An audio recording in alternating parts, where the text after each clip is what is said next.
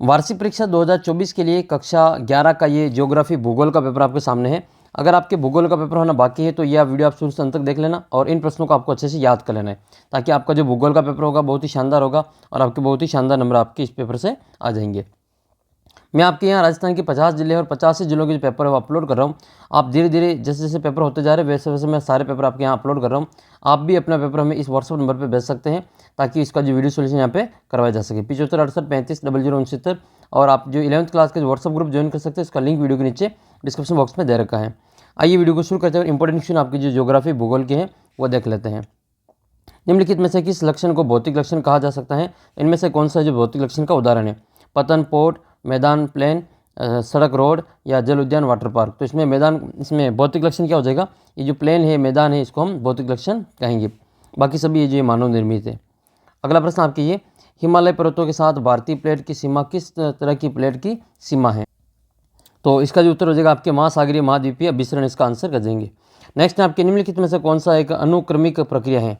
इनमें से कौन सी एक अनुक्रमिक प्रक्रिया? तो जो अपर्दन होता है, ठीक है, अपर्दन वो आपके अनुक्रमिक प्रक्रिया का उदाहरण है। तो इसका उत्तर क्या करेंगे? अपर्दन कर देंगे। अगला क्वेश्चन आपके, निम्नलिखित में से वायुमंडल में कौन सी गैस है जो सबसे अधिक मात्रा में मौजूद है?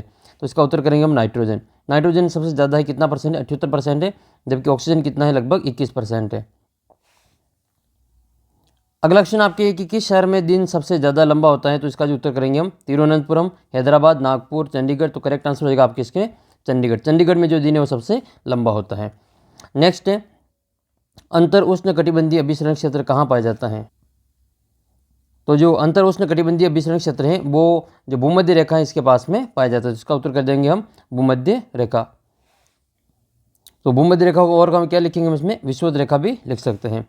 नेक्स्ट क्वेश्चन है फिर आपके, निम्नलिखित में से कौन सा जो भारत का मानक याम्योत्तर है? तो भारत का जो मानक समय रेखा वो आपको बताना है। स्टैंडर्ड जो टाइम है वो कौन सा जोन है? तो 82.5 डिग्री पूर्वी देशांतर हो जाएगा। तो इसका सी वाला उत्तर से हो जाएगा 82.5 डिग्री पूर्वी देशांतर। अच्छा, ये उत्तर प्रदेश के किस शहर के पास से होकर गुजरती है लाइन? ये आपको कमेंट करके बतानी है।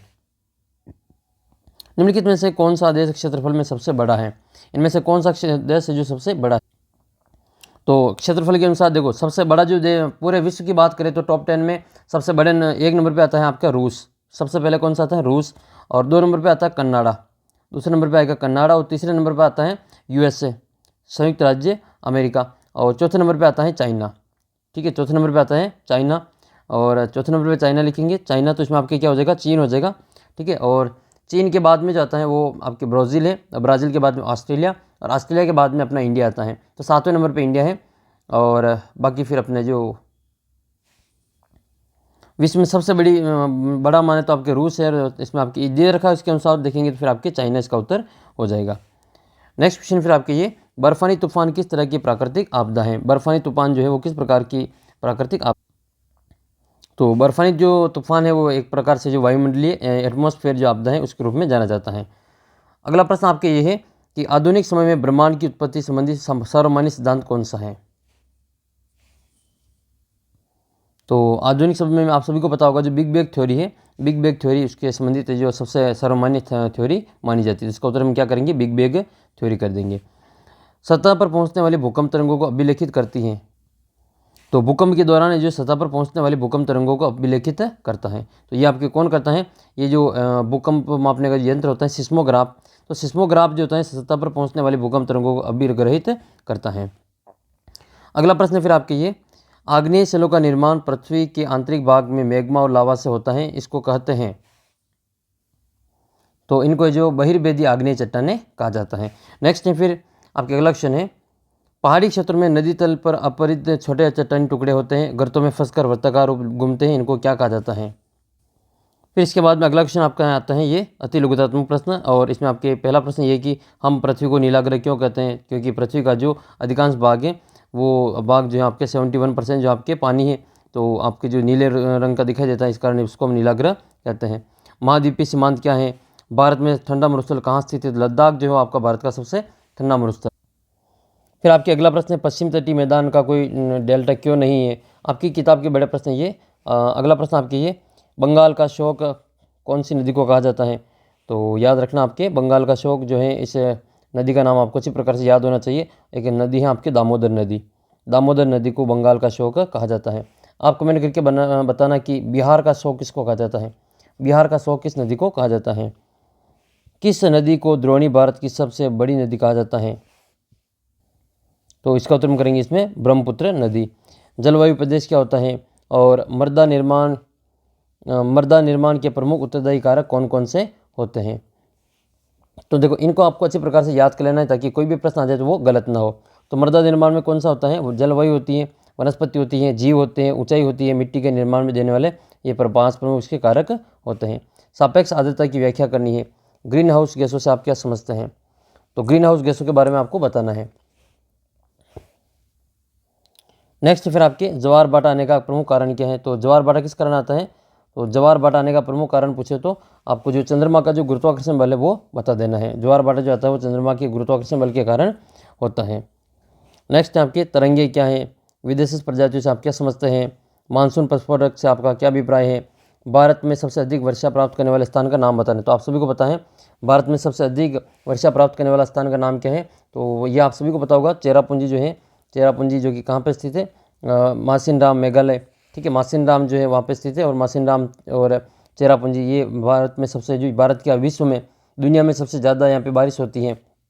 कितनी बारिश होती है, लगभग 11,871 mm बारिश यहाँ पे होती है। इतनी बारिश अपने विश्व में और कहीं नहीं होती। सबसे ज़्यादा बारिश जो मेघालय का एक स्थान है मासिन राम, वहाँ पर होती है। यहाँ पर जो पहाड़ियाँ हैं बहुत ही ऊंची ऊंची पहाड़ियाँ, उन पहाड़ियों को आपको नाम याद रख लेना। पहाड़ियों का नाम है आपके खासी है। खासी यहाँ की जो प्रमुख पहाड़ी है। नेक्स्ट फिर आपके अगला क्वेश्चन है, जलवायु की कौन सी परिस्थितियाँ सदाबहार वन के लिए अनुकूलित होती हैं। सामाजिक वानिकी से आप क्या समझते हैं। खादर एवं बांगर में क्या अंतर है। देखो खादर और बांगर को आप याद रखेंगे, एक तो नई जलोढ़ मिट्टी और एक पुरानी जलोढ़ मिट्टी।